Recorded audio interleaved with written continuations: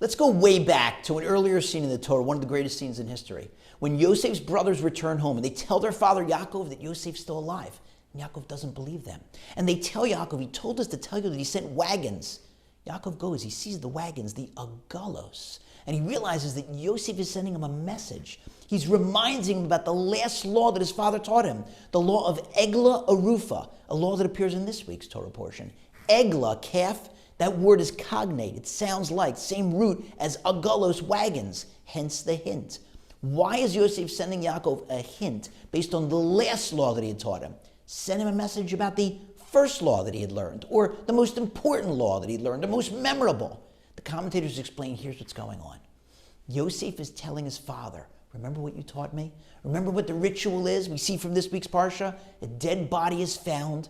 The judges from the Sanhedrin in Jerusalem travel there, and they measure the distance, and they figure out which is the closest city. And then the elders from the closest city show up, and they perform this ritual. A calf is killed in that spot, and the elders proclaim, our hands did not shed this blood. Do we really suspect that the elders of the closest city were the murderers? No. What's going on is they're announcing, we did not see this murder victim in our city and failed to feed him or escort him out. I get it. Feeding a guest is really important. He could starve. Why is escorting him out so important? The commentators explain there are multiple reasons. Number one, God's watching. When he sees two of his children, two brothers, whether they're actual brothers or just fellow Jews, looking out for each other, look at that. He's escorting him out, showing he cares. I'm getting in on this also. I'm going to create an angel to protect that person on the rest of the journey. Second is the practical. When people see the host escorting the guest, they'll say, uh-oh, I better not start up with that traveler. He's got friends, he's got relatives. If I start up, they'll come after me. Same reason why. If you've got a relative or a friend in the hospital, visit them early and often. Show the hospital staff, this patient, there's people out there, they're looking out for him or her. And then there's the third reason, the psychological one. The Talmud says that if you fail to escort a guest out, it's as if you killed them.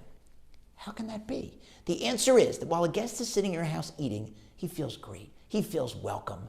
But if the meal ends and you, as the host, say, dismissed, or don't let the door hit you on the way out, you fail to walk your guest out, now the guest feels like you just killed him. Retroactively, he feels like they didn't really want me here at all. His confidence is shattered. Now he's going to be less capable of standing up to difficulty or trouble that he encounters on the way.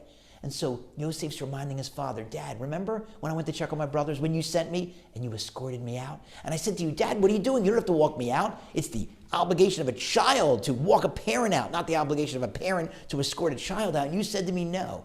Every host has that obligation. You have to walk somebody out at least Dalet Amos. Call it 6 to 8 feet. And you taught me the importance of that, Dad. And you walked me even further than the Dalet Amos. Some commentators say you walked them pretty far at the beginning of the journey. So, Dad, of course I'm okay. You escorted me out. So when you've got a guest over, make sure to walk them out.